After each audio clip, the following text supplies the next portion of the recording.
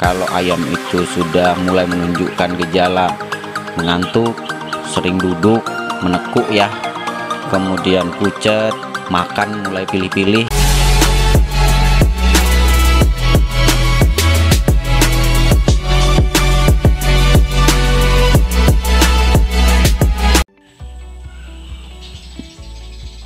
Assalamualaikum warahmatullahi wabarakatuh. Selamat pagi, salam sejahtera ya bos. Balik lagi di channel kita Bakal Peternak. Terima kasih buat sampean yang sudah klik video ini.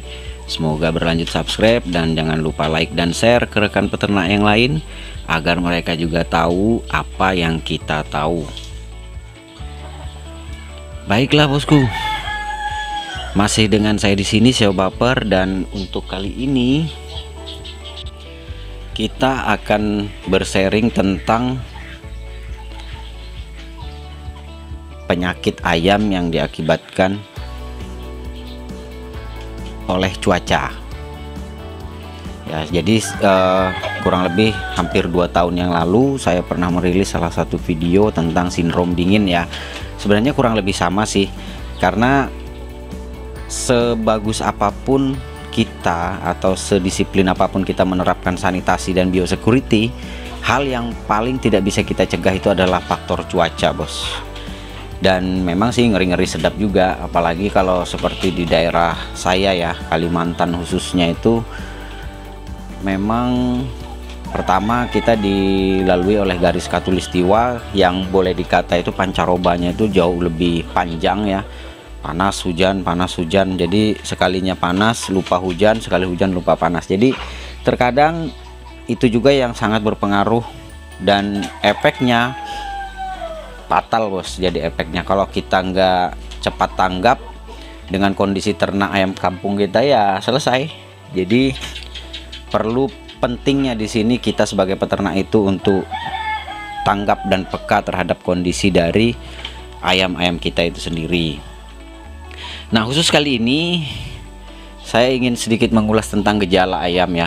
Kalau ayam itu sudah mulai menunjukkan gejala mengantuk, sering duduk, menekuk ya, kemudian pucat, makan mulai pilih-pilih ya, kalaupun dia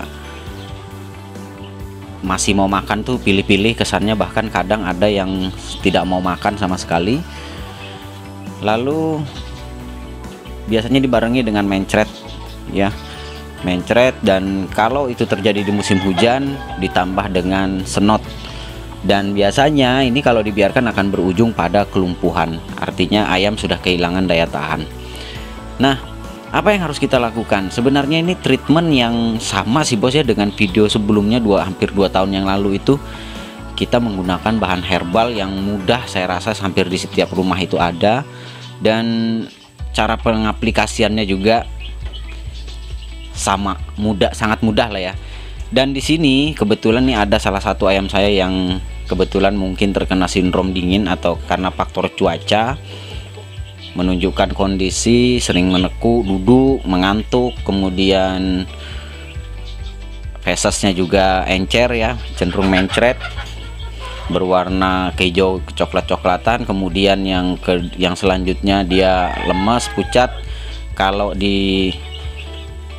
kalau dilepas gitu dia langsung sempoyongan, jadi sudah lemes sama sekali.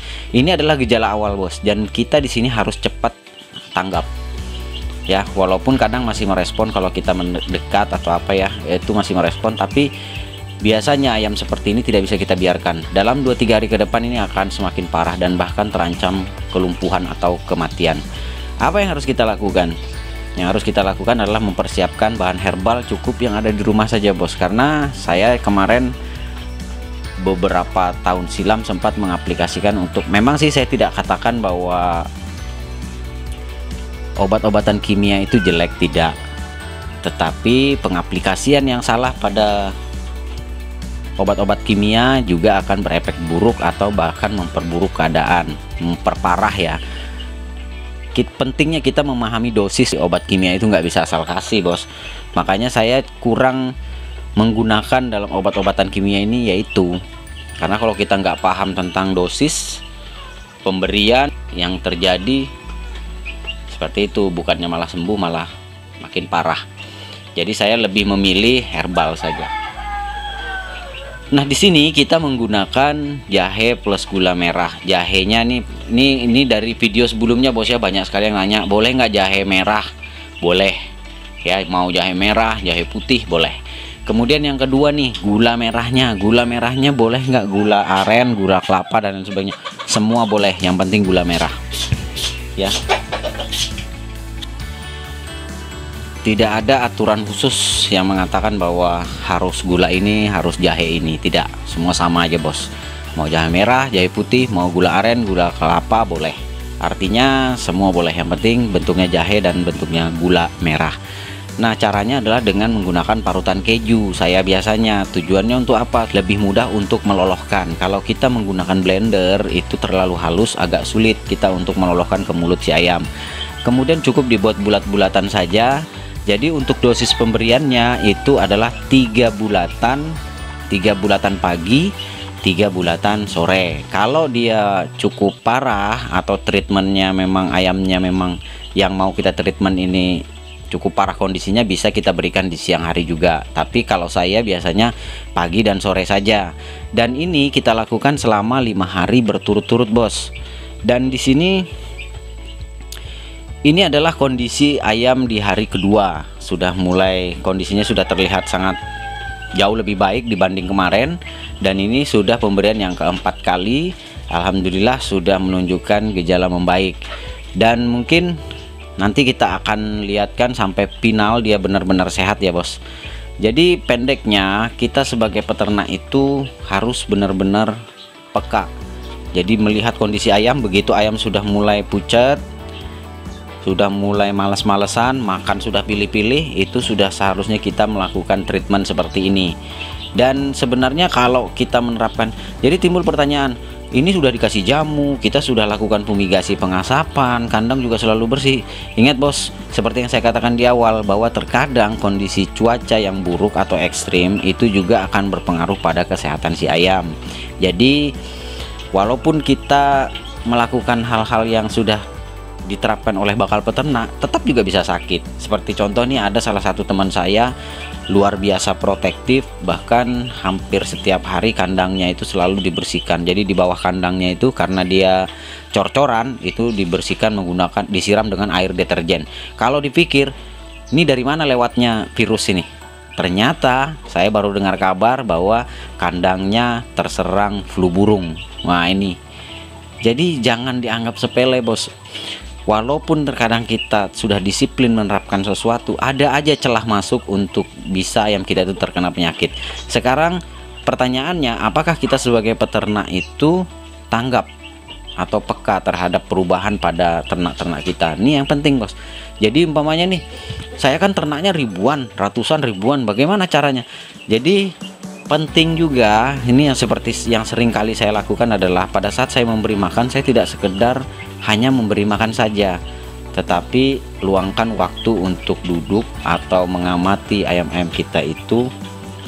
Pasti kelihatan tuh bos, 1-2 ekor yang mulai bermasalah itu secepatnya ditangkap dan dipisahkan, supaya kita bisa meninjau perkembangannya. Karena kalau masih bersatu dengan yang banyak, kita akan kesulitan. Jadi seperti itu bos ya. Oke, nah kali ini kita akan melihat kondisi ayamnya bos. Ini adalah hari keempat, jahe gula merah, dan ini adalah kondisinya. Dan bahkan tadi pagi saya udah dengar suaranya udah bunyi, dia udah keluru, udah berkokok. Udah sehat kan bos. Jadi dia terkena, saya yakinnya sih terkena sindrom dingin, karena memang cuaca kalau malam di sini, apalagi kalau sudah hujan bos ya. Nih seperti ini sudah mulai becek. Padahal saya masih rutin tuh aktif fumigasi, bersih-bersih kandang udah juga rutin, jamu apalagi ya nih, tapi masih tetap terkena karena itu memang di luar dari kemampuan kita. Ini alhamdulillah nih sudah membaik, makannya juga udah banyak. Ini adalah ayam Elba, satu-satunya jantan, makanya saya upayakan gimana caranya supaya bisa sembuh. Ini adalah generasi pertama Elba di kandang bakal peternak, bos. Ini. Oke, bos ya. Mungkin itu saja. Mungkin sebenarnya video ini hanya mengingatkan saja sih. Dan buat sampean nih yang kemarin kecewa atau mungkin yang kemarin menerapkan treatment ini tetapi gagal, sekali lagi yang salah bukan treatmentnya, bos, bukan cara dari treatmentnya, tetapi pertama karena penyakit ayamnya memang udah parah, kemudian kedua lambat dalam penanganan, yang ketiga imun ayam sudah terlanjur drop, dan yang keempat sampean tidak peka atau tidak tanggap dalam beternak. Yang seperti saya katakan tadi, ya habis selesai kasih makan ya udah tunai kewajiban, gugur kewajiban, selesai, tinggalkan. Kalau saya pribadi, bos, saya nongkrong dulu, saya amati dulu ayam-ayam saya mana nih sekiranya bermasalah. Yang bermasalah segera saya tangani. Jadi itu penting, bos ya. Kalau kita beternak itu jangan ibaratnya itu selesai kasih makan, kasih minum, buru-buru pulang. Tidak, amati ya, karena ada aja itu yang kadang kalau kita lihat sekilas tuh nggak nampak, dia ngantuk, mulai pucat, makannya udah pilih-pilih, itu pasti kelihatan, bos, kalau kita amati benar-benar. Oke, yang jelas ini sudah kondisi terakhir ayamnya, udah sehat alhamdulillah ya, udah sehat,